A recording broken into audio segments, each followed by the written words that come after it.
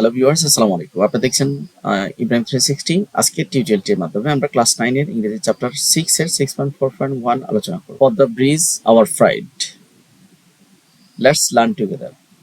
এখানে বলছে প্যারাগ্রাফ 1 এ বলছে যে ফর দ্য আমাদেরকে কি করতে হবে, যে read the following text and check your understanding in group.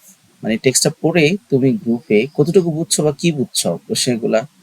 দেন প্রথম এখানে বলছে যে paragraph 1 A for the multipurpose bridge is a matter of national pride for Bangladesh. It is across the Fodda River. Inaugurated 26 June 2022. It is testaments to our determinations to achieve wonders. Question: what will be your thesis statement for this text? এই টেক্সটের thesis স্টেটমেন্টটা কি? তোমার স্টেটমেন্টটা কি? For the bridge is our national pride that hears testaments to our strong will for achieving wonder. Paragraph 2 তে এখানে বলছে যে the bridge is considered more challenging construction project.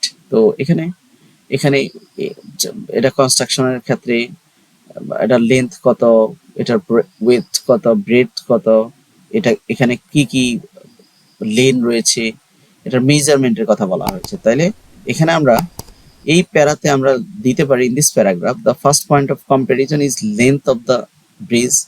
প্রথম প্যারাতে এখানে লেন্থের কথা বলা হয়েছে। সেকেন্ড পয়েন্টে এখানে লেভেল অফ মানে রোড, বিশেষ করে রেল, ব্রিজ, এইগুলা কথা বলা হয়েছে।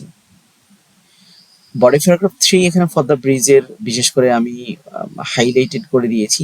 File depth compare to any bridge, GDP of Bangladesh much earn 1.26%।